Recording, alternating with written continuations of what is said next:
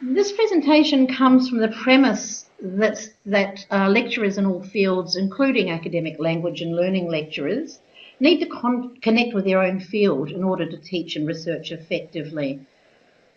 New understandings and meanings around practice often take place in all units and are reported on, but unless we can widely disseminate this, the potential for collegiality and professionalism will be lost.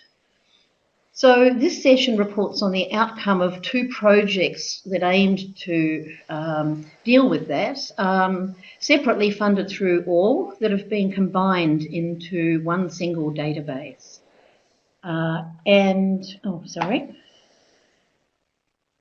So the aims for this meeting, what we want to really do in this meeting is firstly just briefly describe the database for those of you who haven't explored it. Briefly explain how and why it came to be, and explore the merits of extending this database to a broader international context. And of course, assuming there are benefits of widening the database, there are a series of issues that would need to be addressed. For instance, we need to look at the search categories to see if they're still relevant to other contexts and identify any new categories. We'll be talking in a little while about the difficulty of identifying the categories that we do have, but we're anxious to have a look to see whether these categories are appropriate to other all units in other contexts, other parts of the world. We also need to discuss whether the database structure should be replicated or linked to other existing databases, or perhaps redeveloped into a different structure entirely. And of course, if work needs to be done, it needs to be costed and paid for. So we're also searching for perhaps some potential funding ideas. And to achieve all of this, an international working group probably needs to be set up. So we would like to explore the possibility of this and see what interest there is out there. So the big aim for the session is to begin discussion of all of these issues. We've got 2 slides at the end of the presentation that we'd love your comments on.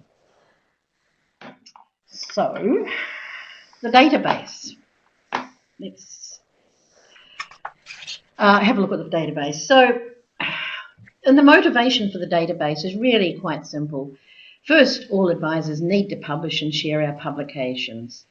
This is really particularly important now that all advisors sometimes find themselves in organisational environments that kind of threaten to deprofessionalise us. So the theoretical basis of our profession really needs to continually develop and strengthen. Of course, publishing also increases our visibility and credibility among discipline educators and leaders in our universities, and let's face it, we need the leaders in our universities to see us, to see what we do, to see what we stand for. And of course, we teach academic writing and often show students how to write a research article, so we should at least be doing it ourselves, we believe. And of course, advancing our practice and benchmarking are also important, and sharing our practice is the only way to do this. In many universities, we work in small teams or even in isolation. So it's important for us as professionals to be able to all connect with our field. So, you know, some pretty strong motivations for the development of this database. However, this kind of information isn't always easy to find. Information about our practices, information about our publications. We're in many conference proceedings as well as academic journals, and even in academic journals we find ourselves not only in journals closely related to our work, such as TESOL journals, education journals, etc., higher ed learning and teaching journals, but with increasing disciplinary work, we're published in journals of just about every university discipline. So it's kind of important. We felt it was important to bring all of these publications together, or as many as we can. So now it's over to Bronwyn to talk about the history and the broad categories of the database. Okay, thanks, Judy. I might just take you back a slide, because we're talking to you about something that many of you will not have actually seen. So I'm just going to take you back to this slide, and down the bottom here is actually the web URL for the database. So after this presentation, if you want to go and have a look at it, please do. But I'll tell you now, as Judy said, the sort of history that went on around producing the database. So it started way back, more than 8 years ago, really. In 2007, we had a ICALLD, the Association for Academic Language and Learning funded project, and we called it Towards Benchmarking. So the idea being that we wanted to know what other universities in Australia were doing in the academic language and learning field. So we started with a project that involved a desktop search initially to see what was being advertised on different universities about the sorts of programs that were being run.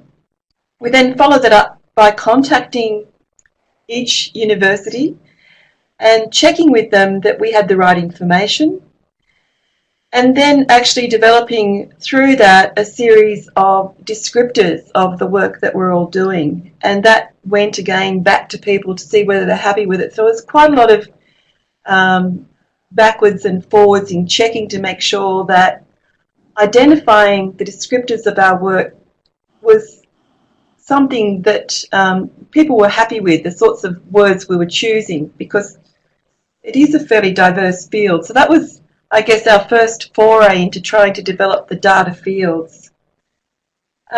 In 2000, as a result of that, and you'll see that if you go and have a look on the web address, you'll see the old project. We created a sort of a static review of what was going on in Australia in 2007, but you could see most universities, you could click on to different things and see what they were doing and a little bit more detail about it. But it wasn't really a searchable database. We didn't have enough money to do that. It was a very sort of less than $4,000 we did that work. So 2008, Judy actually put in a request for funding. It's a more project funding from ICALL to do a database of the research, whereas we looked primarily at the practices, and Judy was looking, and I'm just going to try this arrow, Judy was looking at the database and the research. The same year, without sort of realising what was going on for a little while, I was also trying to put a project together that looked at creating a database that was updatable and relational. And Judy and I came together at that point and started to join forces because we realised that we should actually be starting to use the same sorts of data fields for each of the projects. And so we revised our separate projects and brought them together 2008, 2009. We again looked at all those data fields that we'd come up with in the early project, and we did another revision. We presented them at the ICALL conference.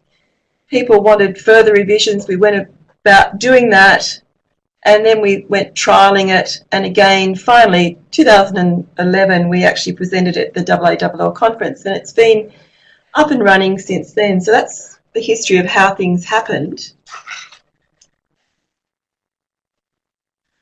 So the idea is that it's actually a relational database, and there's probably a lot of people here that are familiar with that. But what that means is that the practices and the research are searchable by cohorts, learning focus, research related to it. So cohorts and learning focus are there, the fields that are there. We can search the research related to that, and we can also search the practice related to that, and any research coming out of the practice. So those four fields are the key areas that we're looking at in the database.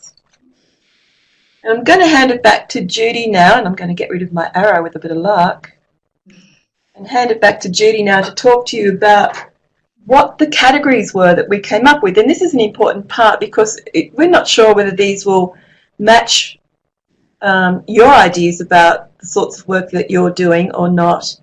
And that's one of the things that reasons we want to present this today, so we can share that sort of information a bit more. So Judy, over to you. Thank you. Okay. We thought at the beginning identifying the practice and research categories and subcategories would be really easy, interesting, but also easy. However, it was really important, a really incredibly difficult task. Initially, we looked at all websites from universities to identify, the subcategories that we could. We discovered an incredible diversity, so we ended up actually with a huge number of subcategories and sub-subcategories. I think we had about up to 5 dot points at one stage, I think, 5 points for each category. So, clearly that wasn't going to work, and we did present it to the OR community, and they concurred with us almost unanimously that it needed to be simplified. So although it kind of really drove us mad, I think this was the most, apart from the technical aspects of developing the database, I think this is the part that drove us most nearly mad, trying to streamline some subcategories where we thought, oh, that subcategory was really important. We didn't want to lose that distinction, but in the end we had to, so, to make it work. So what I'm about to show you is 3 categories or subcategories of each of the areas that we did come up with. And as Bronwyn said, this is what we're really interested to see, whether these categories are appropriate outside of Australia and, in other contexts. So the practice categories, as you can see, even when it's streamlined, all people have developed an incredible array of practices. All advisors have been engaged in all of these practices. I mean, not that we all do all of them, but each of these practices has been done by all advisors in Australia anyway. So it's clear that we don't just run workshops and individual consultations with students. Our work is much busier than that. And even the work that we do directly with students has an increasing online focus, which isn't specifically represented here. So really, that's an amazing set of possibilities for one relatively small sub-branch of an education discipline, I think. So that's the practice categories we've come up with. And of course, we work with a variety of students in our practice. Some Australian universities have a TAFE sector. This is the Australian further education sector, as well as higher ed. And of course, in TAFE-only institutions and further education-only institutions, there are also all advisors, so they needed to be included. We work, of course, with a diverse array of students. With increasing participation in universities comes increasing diversity, and we need to be equipped to deal with each one of those, to work with each one of those areas. Learning focus as well, that's also incredibly diverse. Although not all of us do all of these things, I mean maths and science in particular are not a standard feature of many or of all units, but it's increasing. It certainly happens in our institution at RMIT, particularly maths and statistics. But it is increasing in others. But that's an incredible array of learning foci that we deal with. I think if some disciplinary lecturers looked at this list, they would actually be aghast at the potential work of all practitioners.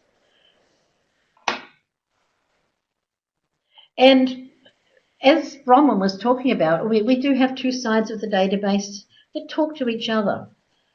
So if you click, if you find a practice that you're interested in, for instance, all you need to do is click on all publications, if there's a publication associated with it, and the publication details will appear. The same on the bibliographic side. If you're looking at the bibliography of a particular publication and you want to find out more information about the practice that article is about. All you need to do is click on the label and it will bring you to the practice side. This seems quite simple and it works in a very, very simple way, but actually it took a lot of time and a lot of effort and a lot of energy and a lot of working closely with our lovely techie person to actually achieve this. Another one of those moments, I think, was when we first looked at it and it was working the way we actually wanted it to work. It just took an incredible amount of time to get that working.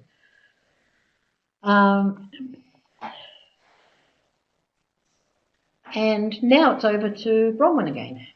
Yeah. Okay. Thanks, Judy. Before we go in, what we're going to do now is go a little bit more deeply into what's in the database. But I'm just wondering how everyone's going out there, and if there's anything anybody wanted to jump in with a comment about at this point or a question in terms of what we've said so far.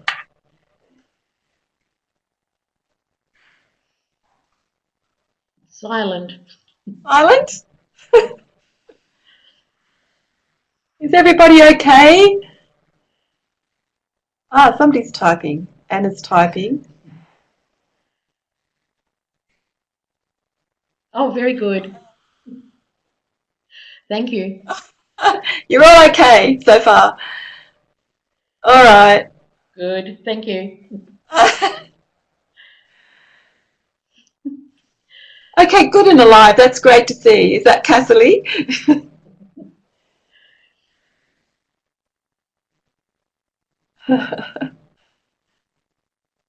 All right, that's lovely.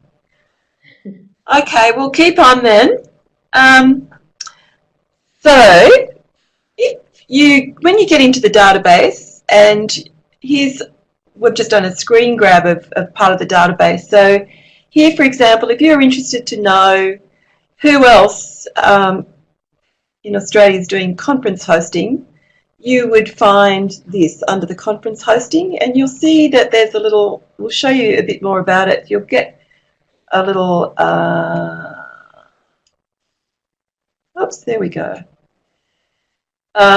Here, it's about a conference that was held at the University of Wollongong, critical discussions about social inclusion. So if you clicked on that, you get a lot more information. We'll show you that later. But you'd also find over here that there's a publication that's come out of it. So that's how it starts to connect up with the two sides of the database.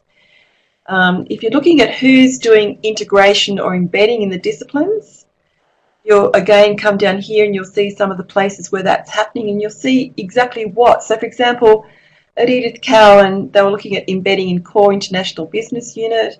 At Wollongong, it was around integration into a core engineering unit. And you can have a look and see what was going on there. There'll be more information once you hit on one of those things. And you can go and see what's going on. You can also look at who's doing a whole range of things. So who's doing conference hosting, peer mentoring, workshops, blah, blah, blah. And you'll find this example here. Or let me just keep going. And okay, this is, I think, a slide that we thought afterwards should have gone around the other way, the reverse order. But what it's saying is you can search by practice anywhere down here. So it's just a matter of clicking on like any sort of menu that you get. You can also search by student cohort. So if you want to know who's doing peer mentoring, who's doing it with, let me find my arrow again. Okay, who's doing peer mentoring, who's doing that with mature age students, and who's doing that focusing on academic literacy, for example. You can click on that and see what comes up. Okay. The actual creation of the database entry for anyone wanting to put something in there is fairly straightforward. We were able to develop a really nice manual for the database, which is available on the front page, and it's really pretty self-explanatory. It has some nice diagrams, and all you've got to do is follow it. Judy and I think, have also volunteered over the time to be troubleshooters if anyone's had any problems with that. But the main thing about the database is it requires input. And so that's one of the things I think we probably need to talk about later. So you've got to have the time to actually do it. So there's got to be a motivator for doing that. And at the 2013 AALL conference, we did have a motivator. It was a prize for the university that put the most entries in. So that worked, and it's not all that much to actually get that going. So we might need to think about that a bit more. And I think the very last thing I want to show you is what happens if you wanted to go back to here, one of these, and click on one of these entries about what was going on. You'll also get a PDF readout of that particular practice, and it's got a number of parts in it that we would fill in. So things like, who were your partners in doing this project? What was the support that existed to do that project? And that's a really important part, because one of the things we were keen to avoid when we were doing this database was having it become a sort of a stick rather than a carrot.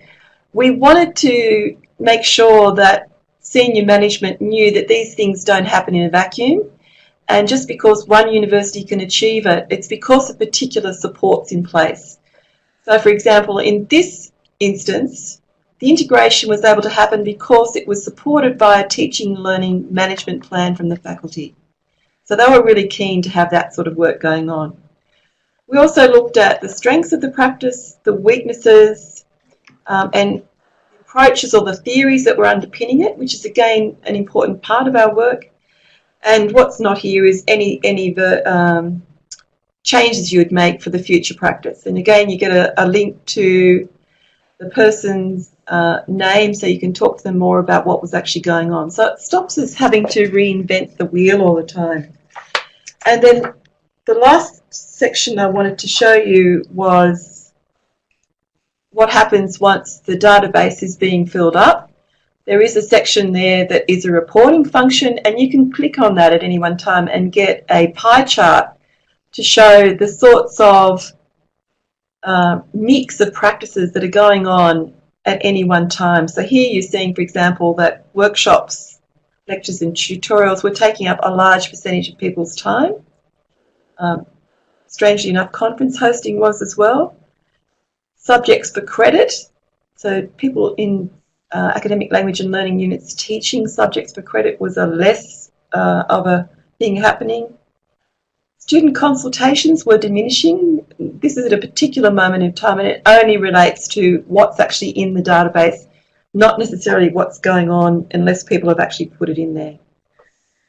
And at that point, I just want to say that one of the reasons this has been really helpful for me personally was I used to work at the University of Wollongong, and it was really useful to be able to show senior management the sorts of things that we do. So going back to some of those earlier ideas about, all the practices that are being done, and showing them, for example, this type of thing, where that's all printed out. It could go into the annual report. It was really good to go and give it to senior management. So it was a sort of really useful reporting idea as well.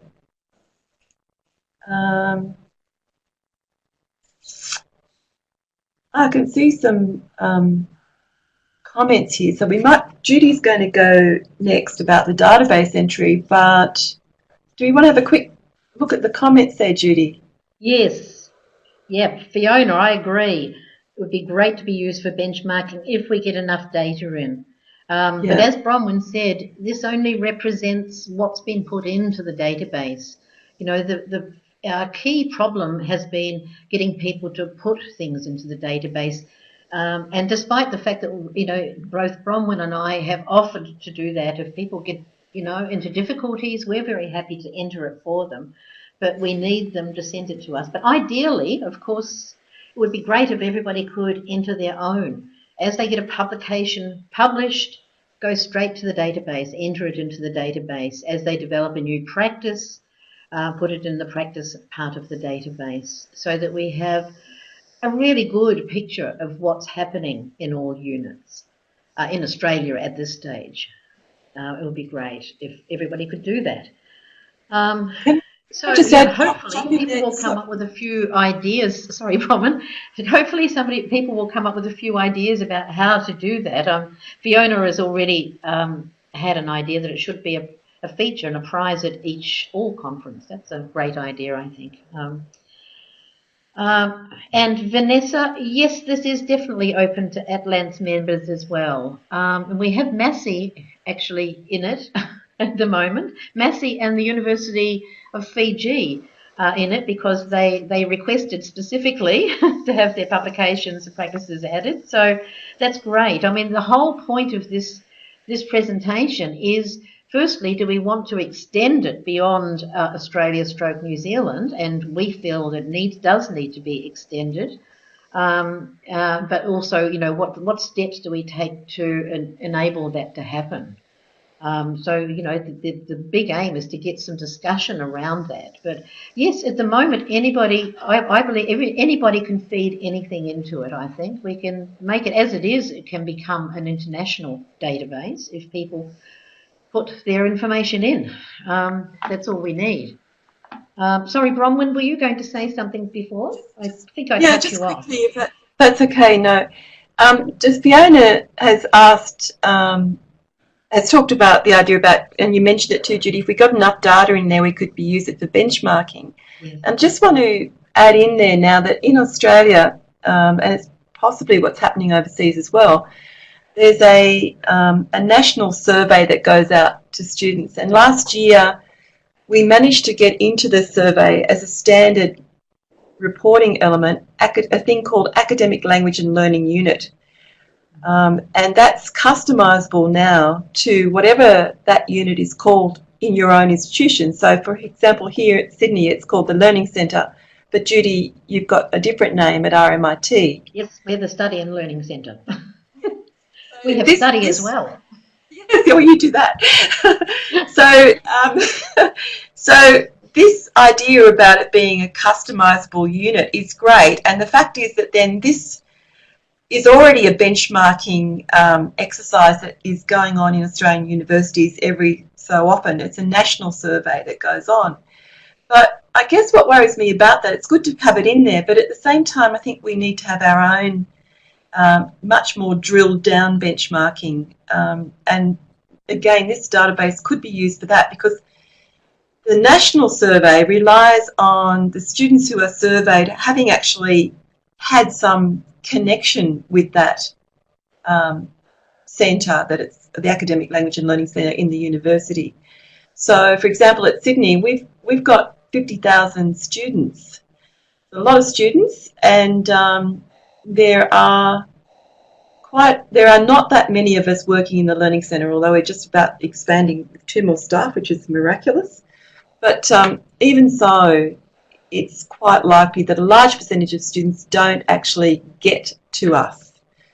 And so I'm just thinking that it's good to have both of these things running. Yes, it's great about the actual survey, and I think the benchmarking gives us extra depth and richness to what we're actually doing. And at that point, I'll stop. And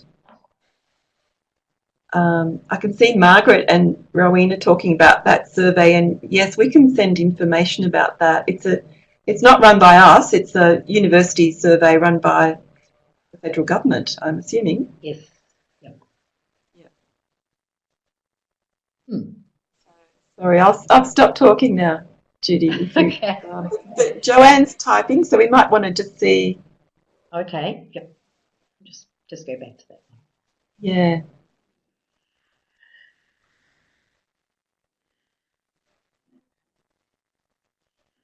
And Cassidy had a question, do we need to be logged into the all site to make entries? You do, you need to get into the site, but do you need, I actually forgotten whether we made it password protected or not. I don't think we did. We didn't certainly we didn't to look at the database, to use the database. I'm sure it's not password protected to enter as well. Yeah, if there is anything, I've forgotten.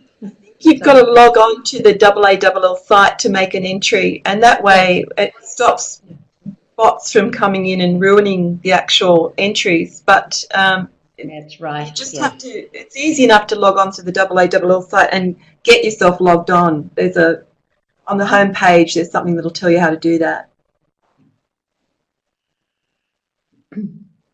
Yes, thanks, Fiona. Yeah, it's a good point, Joanne, that thing about, yeah, exactly. The whole thing about when you're embedded, they don't even know that they're actually getting academic language and learning support. That's such a good point. Very good point. Yeah. And Fiona said, yeah, easy creator login. Okay, all good. So, sorry, Right. Judy, off you go. Sorry. No, you're right. No. So Bronwyn has just shown you what the practice side of the database looks like. I've just got a couple of slides here to show you what the bibliographic side is.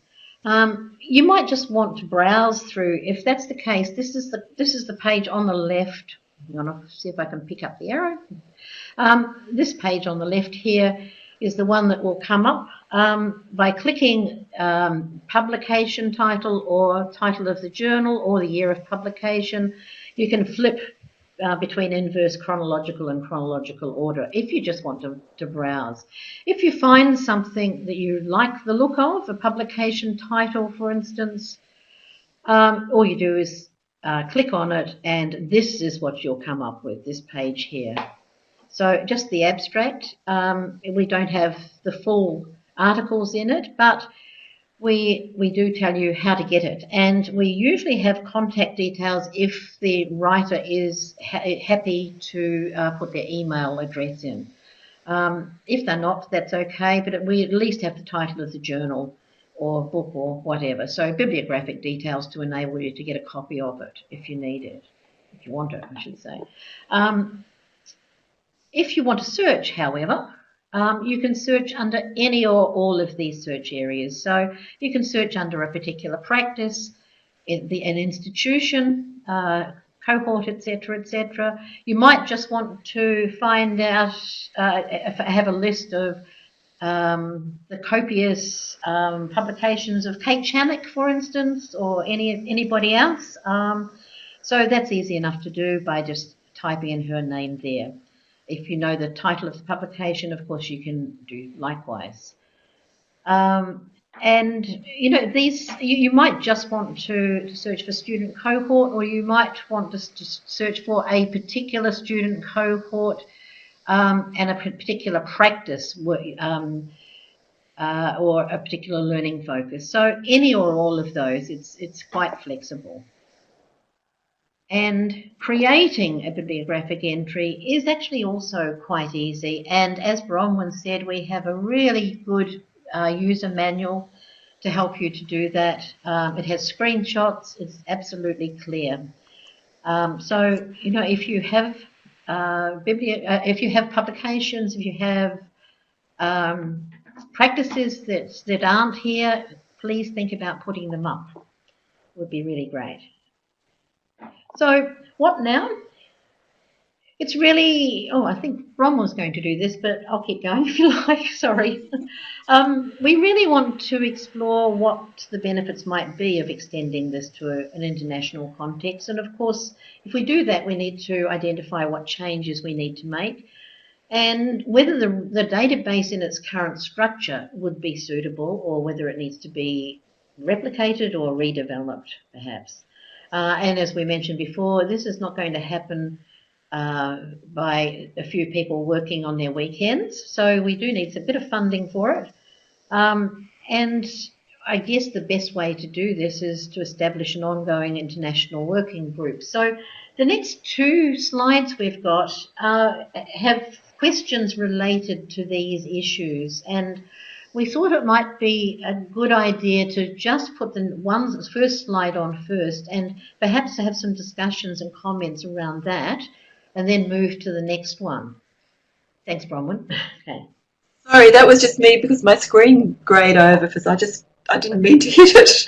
Oh, well, that's okay. But I was just trying to get it going again. Perfectly timed. Yeah.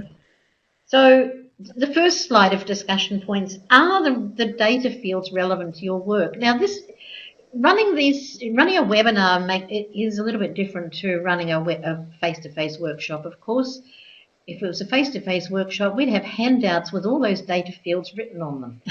And we can't do that for you, but we can put those earlier slides up. And perhaps you might want to have a discussion about each of the sections, each of the categories. Then perhaps we could move on to the benefits of extending it. Is there an interest in doing this? People in Canada, people in UK, other people in New Zealand, would you be interested in extending this database to an international context? And of course, then we would need to look at what changes might be needed. So, this is a lot to ask, and this is only one PowerPoint of a slide of questions. There's another one coming, and we have very little time left. But perhaps we could just make a start. So, would it help if we put one of the slides about that lists the data fields up to everybody? Do you think? 2 people are typing. Yes, okay. So, perhaps, oops, sorry, too quick. Perhaps the practice categories to start with. So, perhaps we could have some discussion about, ask yourself in your context, are these practice and research subcategories appropriate? Are they things that you do, but more importantly, perhaps, are there other categories, other practices you engage in that aren't listed here?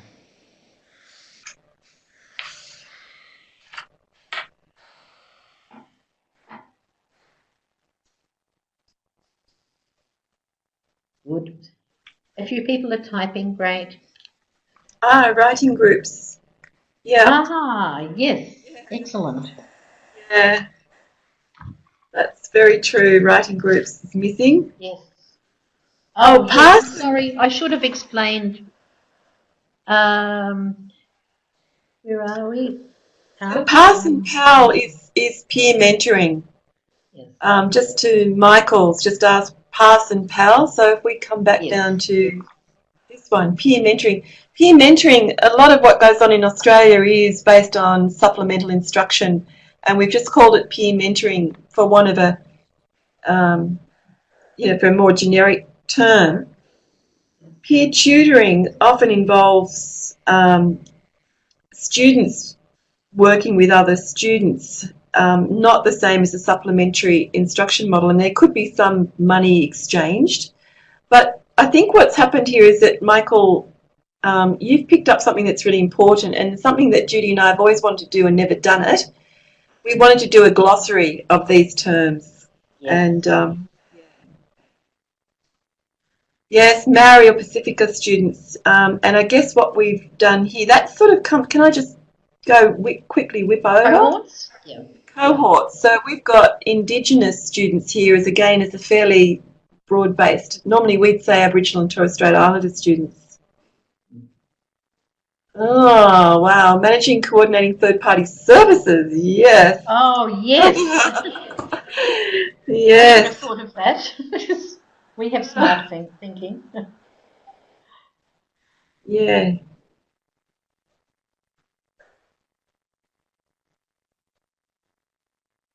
Oh, lots of people are writing now.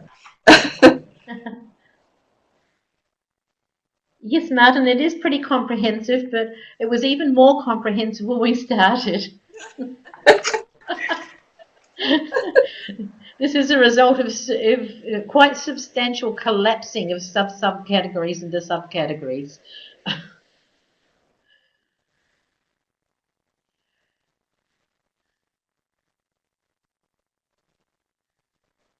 Yeah, that's really good point about what's domestic for one group and international for another.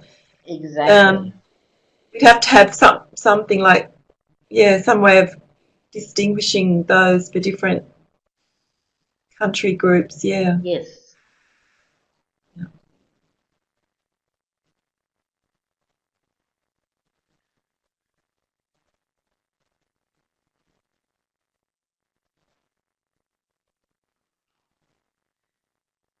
Yes, Fiona. Yes, need. Yes, need the glossary. There we go. Okay, Bronwyn and I. Okay.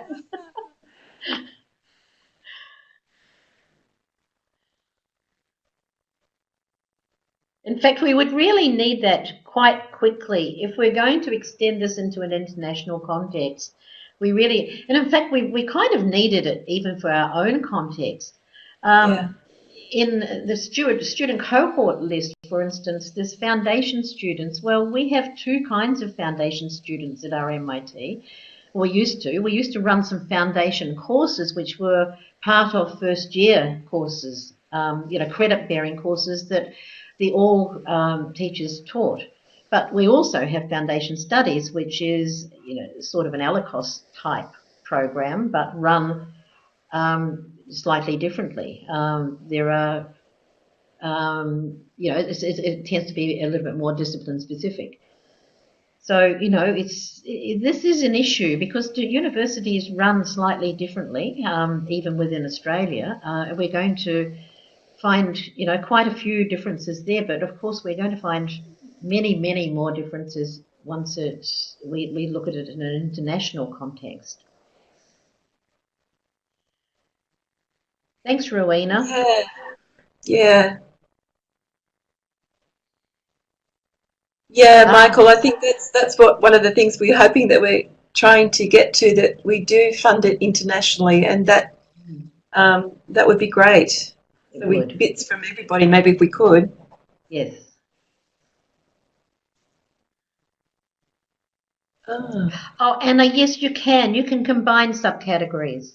Oh, no, actually you can't, but you've got to just do, you can combine the areas, but you can't combine from the same list. We did explore the possibility of doing that, but the way the database is structured doesn't allow it. Is that right, Bronwyn? I think I'm right. yeah, it's within each of these, like the one you're looking at now. They're all separate subcategories, and they only relate to something in one of the other subcategories. So they can, the cohorts, for example, the learning focus.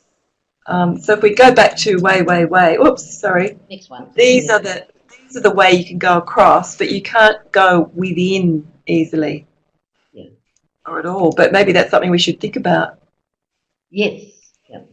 Sorry, Judy, I'll just put you back to where No, you you're were. right.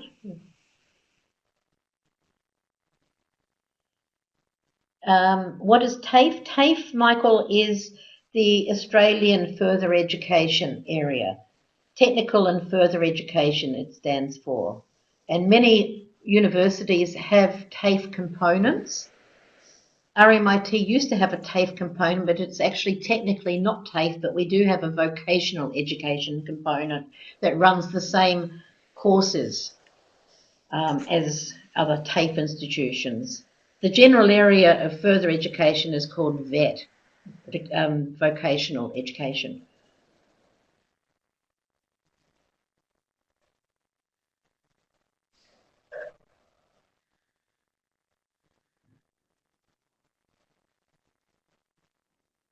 Yeah, it's true, Rowena. When we first got it going, we had the 2007 one, which was a really foot slogging project. We had something like 34 out of the 37 public universities represented, but that was because we had Joanne Dearlove and me actually ringing and hassling people to do it. But yeah, we need something to get everyone in there that's not yet a critical mass.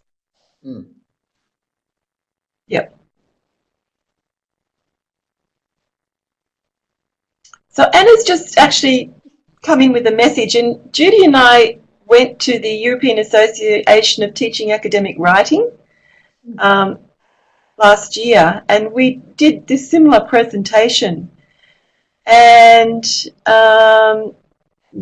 there was one person in the US who was actually starting up doing some work on it, so he's sort of interested. And there was also somebody in the UK.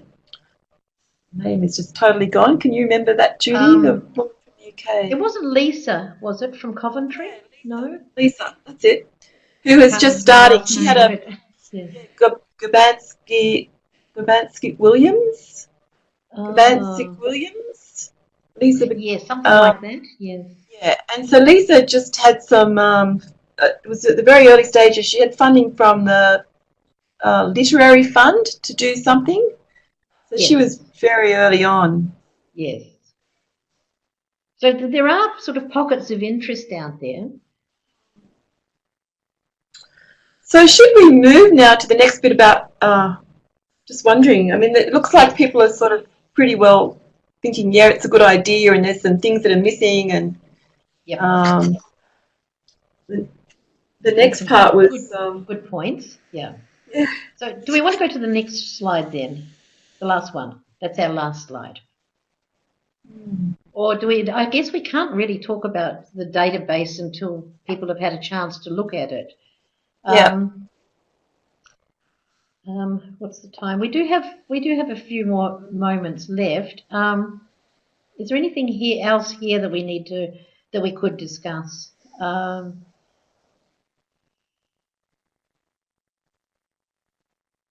suppose benefits might be a bit obvious, unless people can come up with some benefits that we haven't thought of. Yeah. So perhaps we just move to the last slide then. And perhaps the second and third question there, potential funding sources. Well, I guess we've sort of dealt a bit with that too. I like the idea of the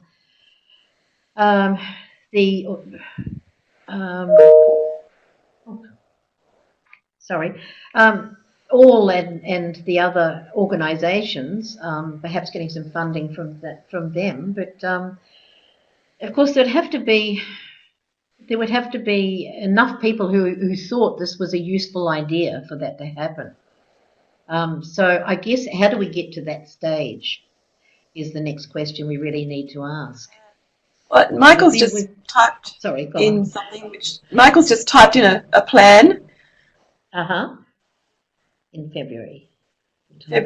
And look into funding and organising a working group. And Judy Excellent. and I love doing this, don't we? We do, actually. We seriously do. We got to be good friends over this. We did. We didn't know Thousand each other kilometres until away this. from each other. That's right. I think that's a great idea, Michael. We kind of need something to get the ball rolling. You know, we've promoted this we've promoted it within the All community. We've promoted it within the European Association of Teaching Academic Writing community, and now we're promoting it in this community. So, you know, I think it would be really good if we could sort of start taking the bull by the horns, as they say, and sort of move on. And start working out how we get this to happen. So I think that's a really good suggestion, Michael and Rowena.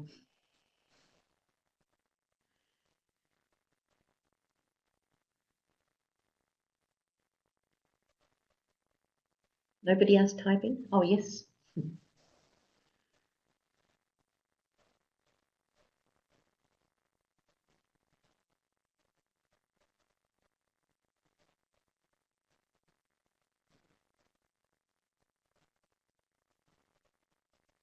Volunteers, yes.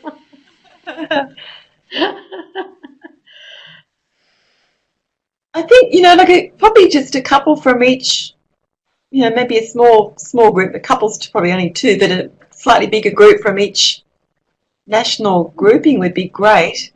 It would. Now that we're all good on Adobe Connect, we'll be fabulous. We'll be fine. We can. Yep, that's right. No more flying. No more flying. Although Judy and I are actually available if you want us to come over and visit you in Canada or New Zealand or the UK. That's all good.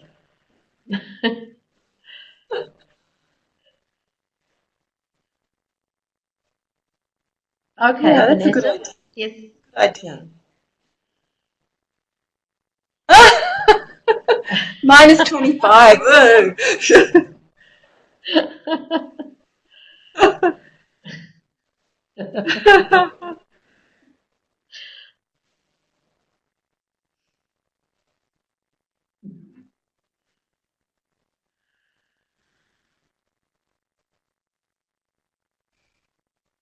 So perhaps if each of the associations could email their members and look for expressions of interest, might be a useful thing to do. Yes, 27 is much better. Plus 27.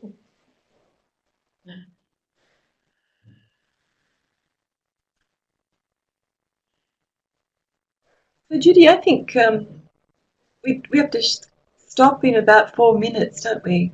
I think we do. Yes, there's multiple attendees typing at the moment, so I'll just see if we can get to the end. Oh, great. Thanks, Martin. And thanks, Rowena. Yeah. And Margaret. Excellent. So Yeah. we're aware that we're getting towards the end, but Great, Michael. That's perfect. I like step-by-step instructions. yeah, good idea. Yeah. Yeah, look, it's been really good doing it. Thank you, everybody. Yep. Yes. Thanks for the opportunity. It's been a fantastic. It's been fantastic to be able to have that opportunity to talk about our pet project again. Yeah, we love it. We don't want it to sort of languish, but No, we want to just give it a new injection of enthusiasm, and we'd be really happy to do that. Thank you, everybody. It's been great. Thank you. Yeah, thanks heaps. Thanks. See you. Bye. Bye.